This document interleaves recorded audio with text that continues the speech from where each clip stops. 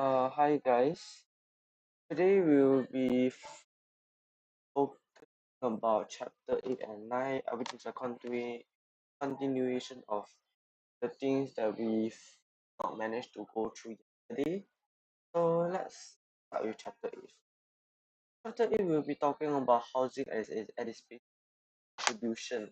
Like what are the differences between informal and formal housing, and how does different factors affect its housing? uh Normally formal housing, and yes, and it's sustainable housing.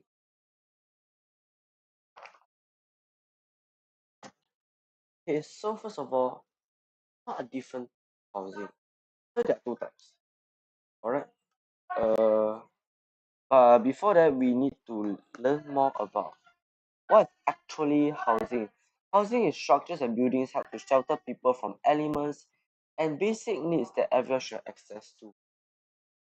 Easy, right? Yeah, it's easy to understand, but as you delve deeper, you will ask yourself, what is this and what is that? This is what I encounter when I first revise this chapter.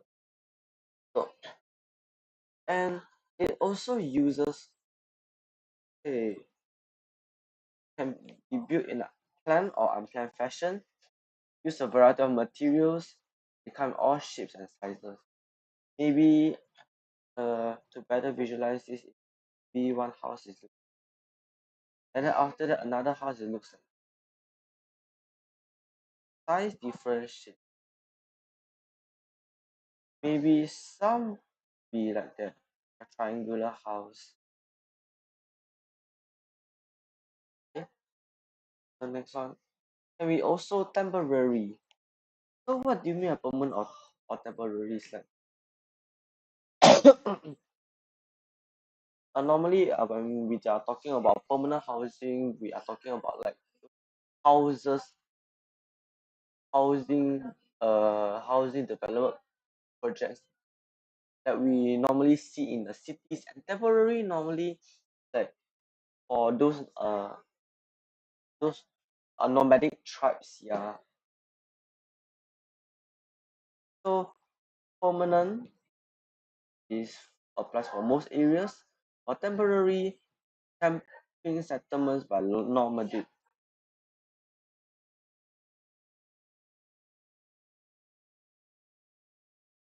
and nomadic tribes, and relief shelters, of course.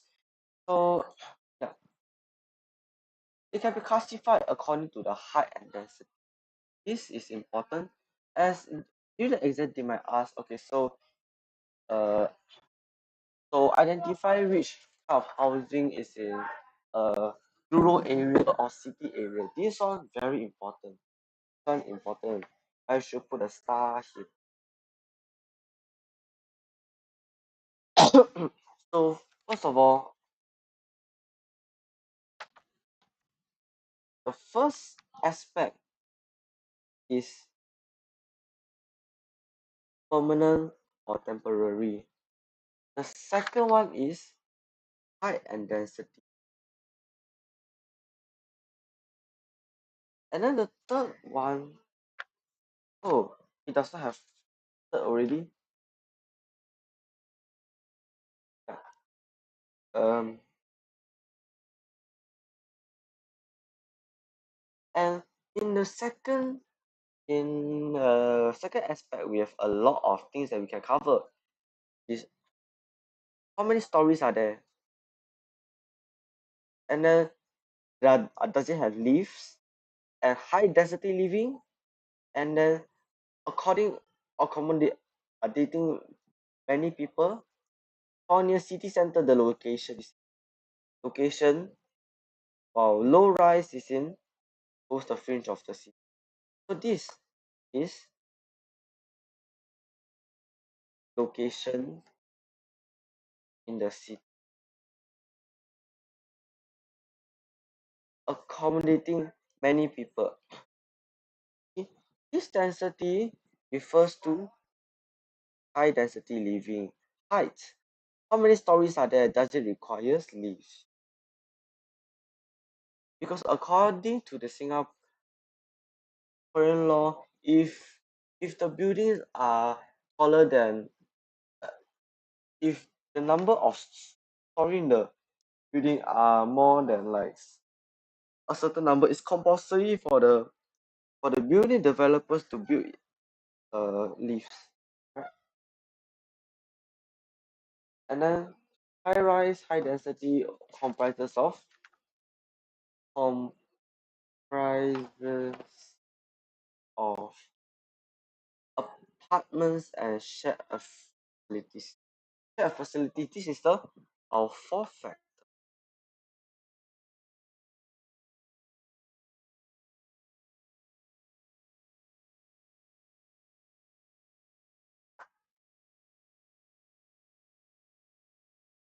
What do we have?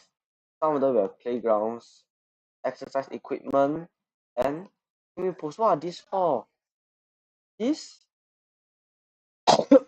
is to ensure needs are met, and then ultimately it can improve quality of life.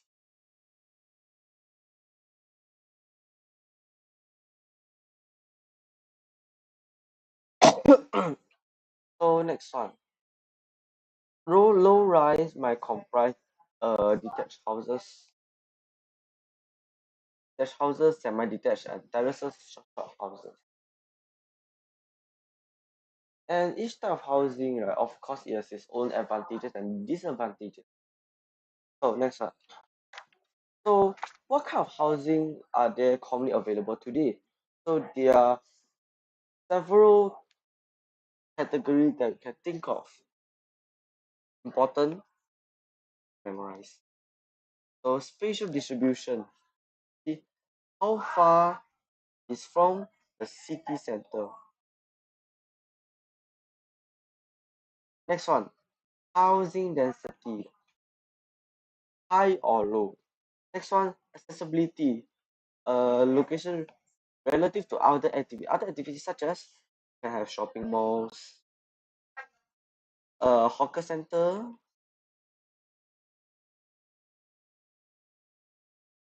Next one, technology, type of materials used for construction.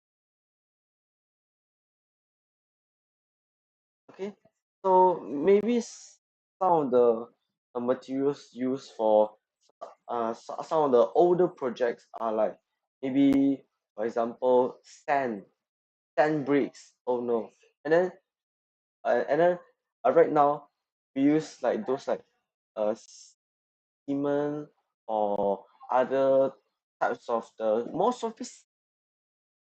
sophisticated building materials to build those houses lah.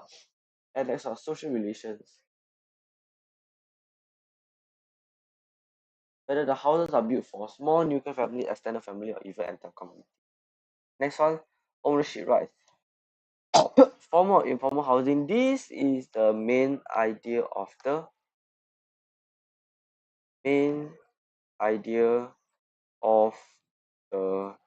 chapter.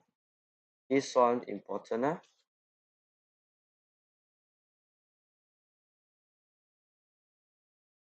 So what is formal housing and informal housing? We'll learn it. I think we can talk about it right now. Formal housing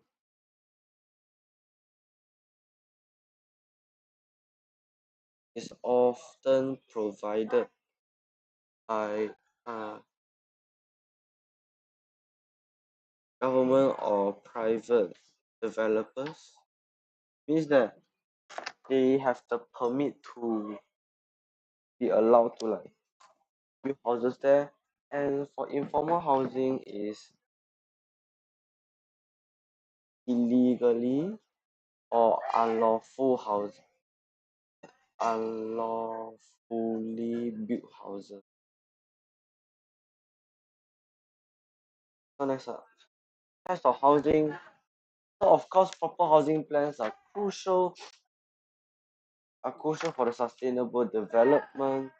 And when the cities and urban population often grow faster than the pace of housing city development, what's the main reason is because of the uh you know this one when they ask you about why does this happen, then you may elaborate it as due to rural urban migration.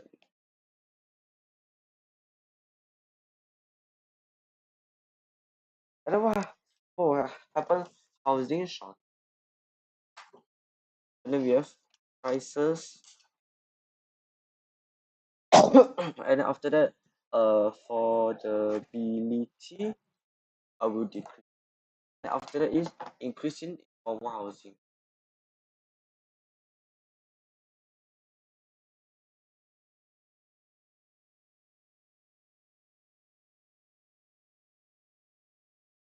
And then formal housing is legally built, often provided by government housing programs or private developers. And informal housing are legally unlawful and usually built by individuals who are unable to access to formal housing. So normally, uh, if a beggar in the middle of the street and they're not able to like earn any money at all to rent for like a house in a place, and you will definitely resort to like camping in several areas and then be uh, in constant danger lah. So next one, features of formal housing. There are four of them. The first one is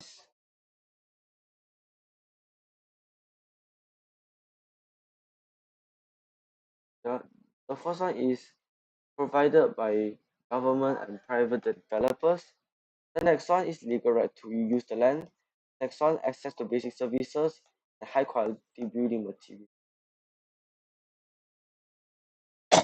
So housing provided by government or private developers will legalize to occupy the land. See, legalize to occupy the land.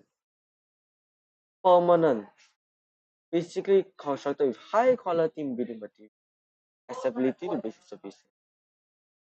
The important part of sustainable urban planning is so since building of building of houses is an important part of sustainable urban planning. So normally it's built by government or private due to the high cost and coordination of basic services required. And in Singapore, all public housing developed by HDB on government owned land, you see, they have legal rights. See, some legal rights are designed to build. The resident can enjoy supporting amenities and provide various sizes to accommodate various family sizes and financial budget. So to only citizens and PRs ensure that it's always affordable for all. And then many financial subsidies. So in 2020, more than 80% of Singaporeans reside in public housing, which is quite fascinating compared to 60 years ago, which was like they believe is less than a quarter of our population are living in public housing due to the unsustainable management of housing developers. So, but uh, some slots of land are being leased or sold by private developers to develop into housing projects. Some only to private to develop their housing project, such as high density condo or landed property. They share amenities such as swimming pools and playgrounds, and more expensive and bought by anyone interested. Why they can bought by anyone interested? No way. I should ask why is it generally more expensive? It's because of the private developer have a stronger emphasis on of revenue through housing projects.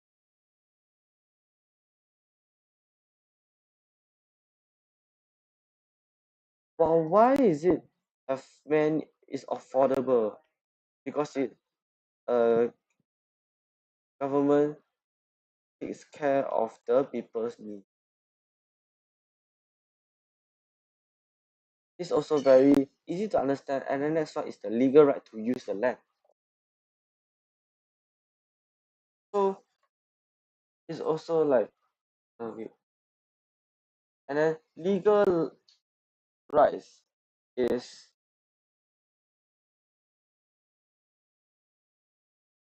yeah.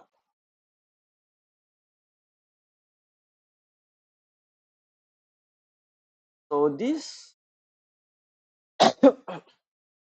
legal right to use the land allows individuals to freely acquire, use their own land at their discretion. Okay. First of all, they can acquire, use, own. One, two, three. Without these three words, you're done already. At their discretion, number four. If you own the land, you can do anything. But there's a catch. Do not hinder the rights of other individuals or entities.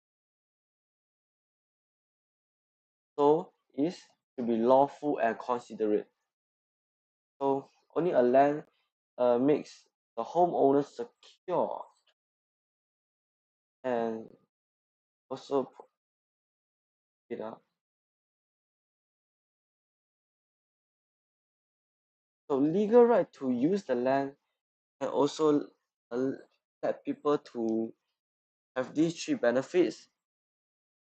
So it addresses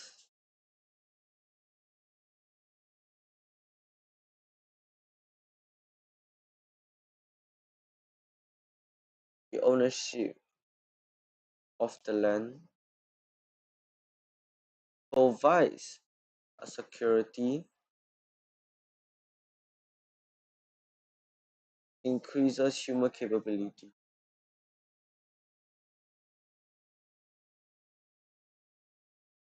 Yep. And then people can reside, sell or lease their land to others or their homes to others.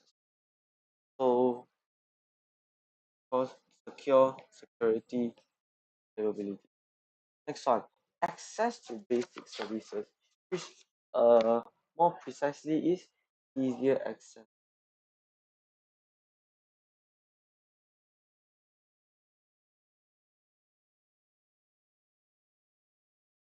So of course, urban planners determine after formal housing. As I mentioned, this notes is not very comprehensive, so I might add my own ideas. Yeah, add the ideas that's not included in this note. So basic services are planned with the formal wait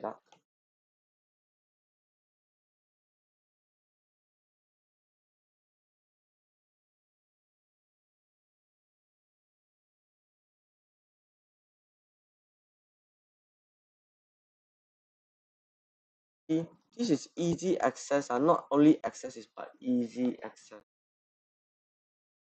One must include and is so see, supporting infrastructure built together with the town or housing estate, or they can be built underground as well to like as it does not take out more land in Singapore. They increase the quality of life, provision of the basic service.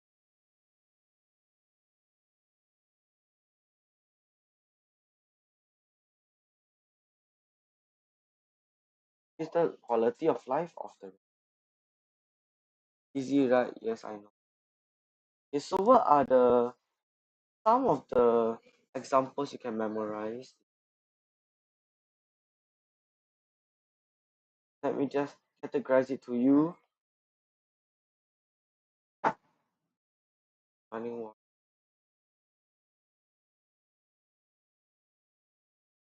and sewage pipes. Yep. Okay, next one. The last feature will be the high quality building material. The material here must a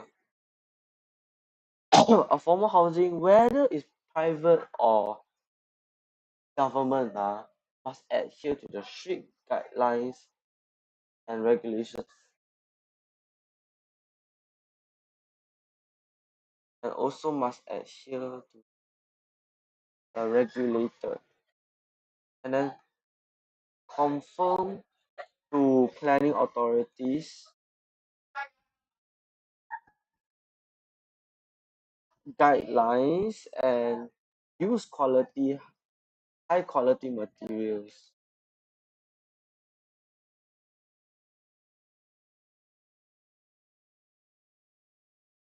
Okay, so as and it depends for the level of economic development, environmental strict or hazardous social circumstance is normally depending on the needs of a country. Like maybe different country have different guidelines. And this one I also need to add something.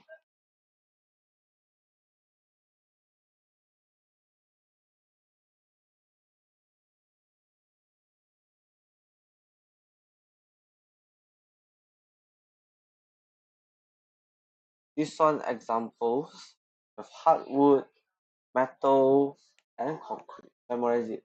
And if you want to memorize it, yeah, go on. And also this one, we need to memorize economic development, environmental needs, tree or hazards, circumstances. So if I need to do a mind map, maybe something like that. Yeah. This is the main point. I'm not going to write the main point. It will be regulated, adhere to guidelines, high quality materials,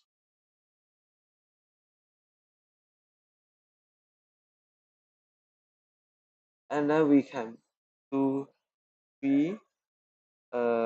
We can separate this into concrete, metal, hardwood, and guidelines. We can use perhaps, first is because of the economic, environmental, social circumstances, and also threat or hazard. Yep, these are called needs of a country.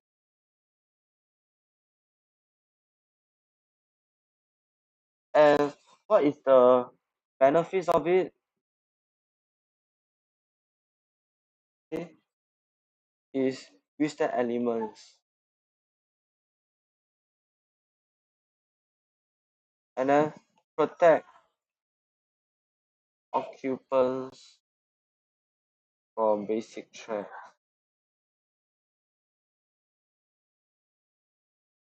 and last long with minimal uh maintain. Okay, so this basically like that. And yep, extreme renders of climate, the occupants of from basic hazard.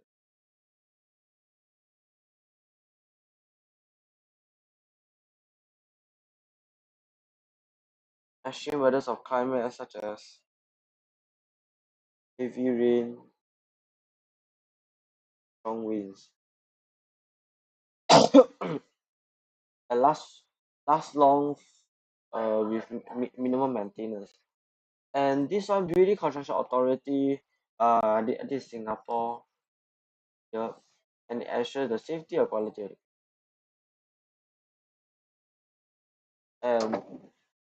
the guidelines which the housing developers, especially the government, are need to adhere. So it's a quite easy chapter. So next one. So what are the features of informal housing? Right now we're talking about informal housing. So in many countries, these are struggling to support uh is like struggling to support the immense influx of the people who move east because of the rural urban migration. Uh,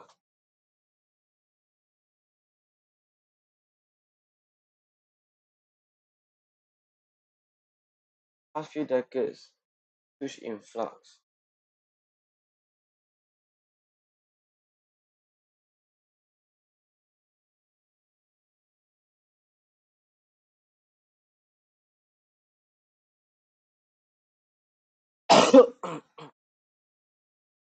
There's a rural urban migration, international migration, and then as many people cannot,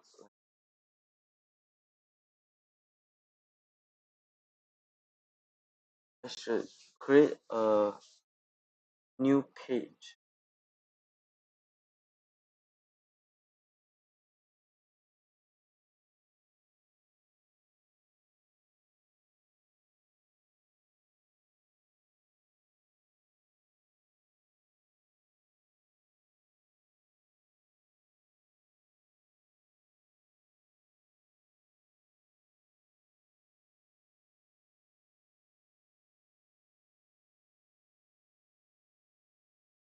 Yep.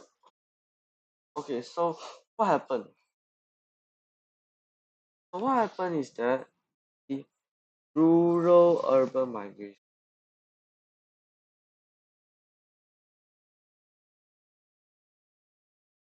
a rural urban migration to improve circumstances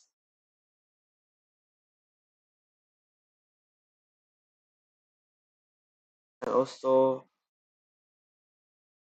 quality of life lah.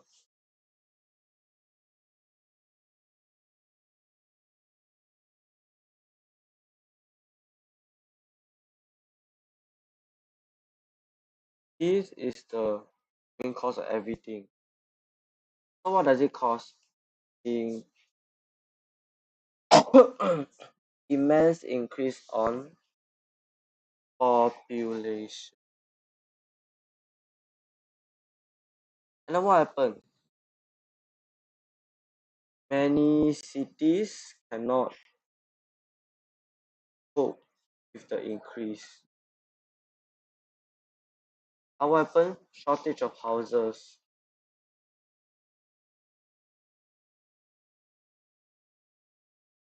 Then affordability low. And then after that is not able to afford formal housing. See, when they cannot do formal housing, they will settle in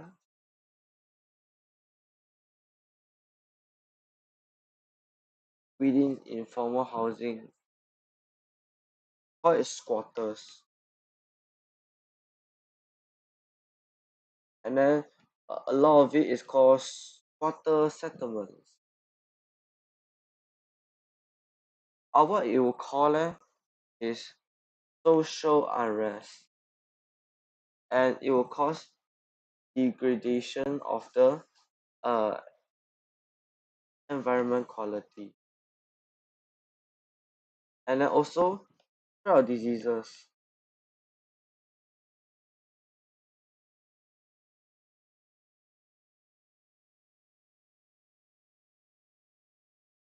Undesirable living conditions.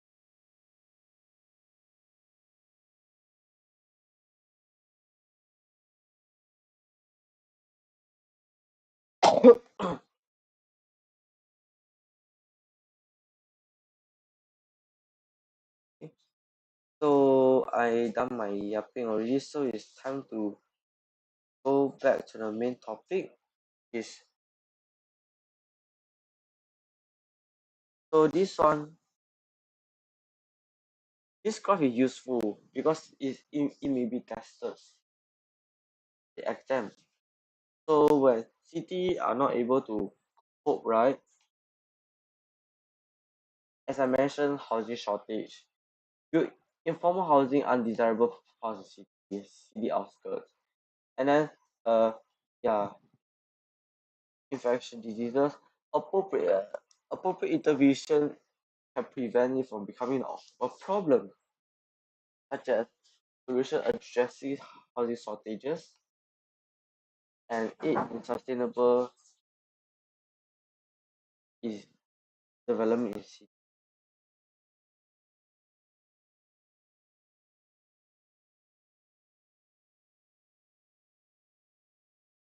And also it is also a con- constructive part of housing solutions for overpopulated cities. So what are the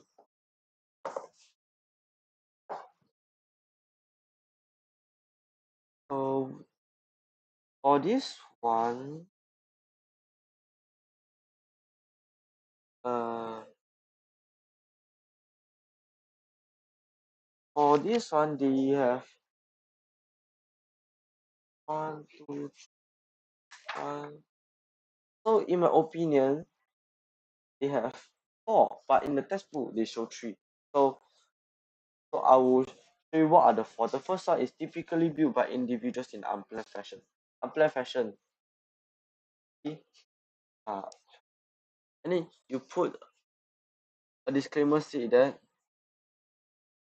may appear to line up neatly along coast and rivers, but their development unplanned for.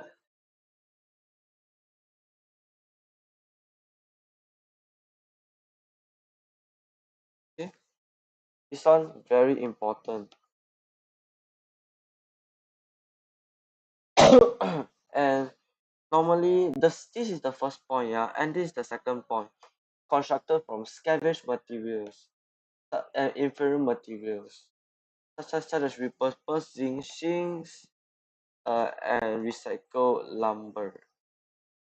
And it's also constant of risk of collapsing, flooded, or catch fire easily. Okay?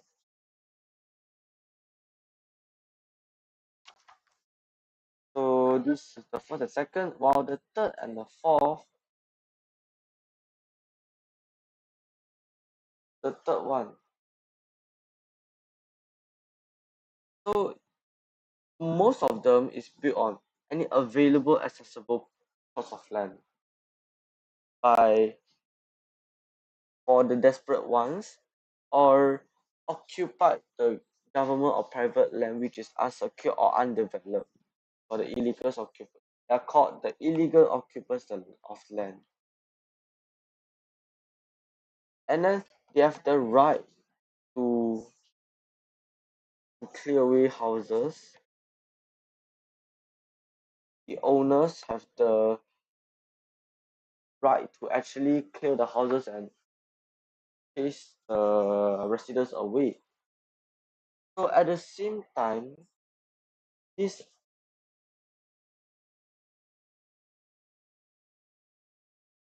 so not only that they need to face environmental threats because of the degradation of environment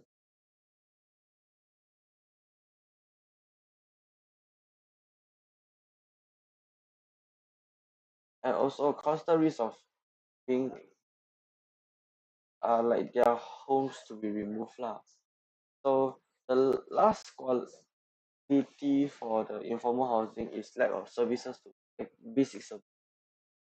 Since they are not meant for housing development, they lack access of course, and then resorted to illegal tapping on the nearby power grids, deponing water, and disposing.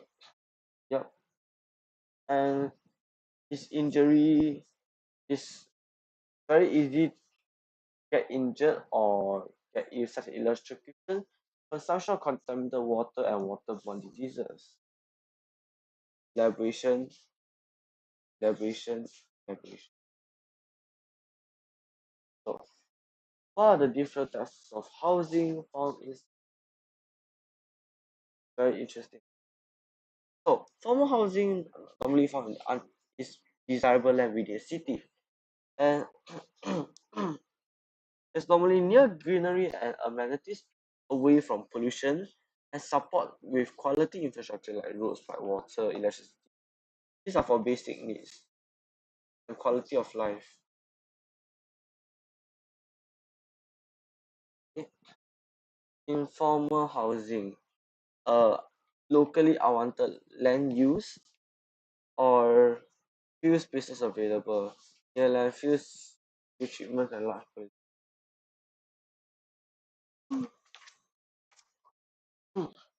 Some are also found near the industry sites as dwellers want to near industry sites and save on travelling time and cost by living near, and often being neglected and lack infrastructure development. So the next one we'll be asking about what factors affect the location of the housing. The first one, of course, land use planning.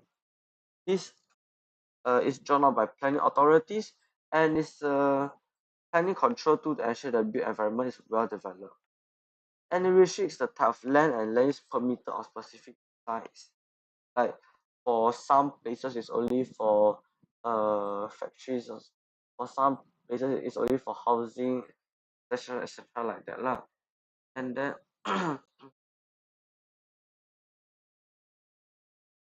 and then formal housing uh are put in zone areas that are designated for informal housing regardless of the land planning guidelines. Next are for developers.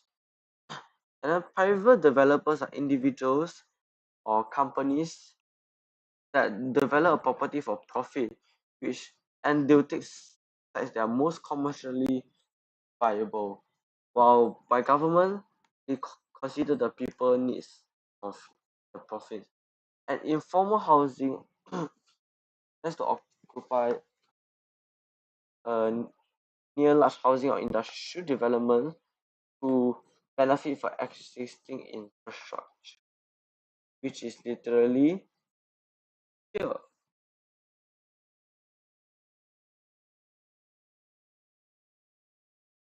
Let me just see. We can illegal tapping and then next one is land prices. The land prices high, so higher prices, affordability low. And then it's important to regulate land prices. Prevent such of it's too high, informal housing will spring up to accommodate a rural urban migrations or the local urban poor. So the last point of today will be the fact that will be housing financial support, and it can lower the cost of building houses, encourage more developers to consider building more houses, prevent housing shortage, and sell affordable prices. Cost will be outreach from bank. Without them, lack of formal housing, affordability houses low, and more informal housing settlement.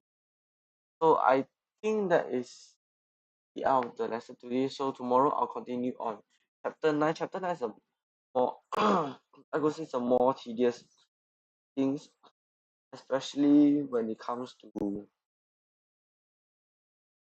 this one. Improvement of condition of the slum is tricky. It's like how housing can ultimately manage this goal. So I'm going to end this live stream now, and thank you very much for watching. Bye.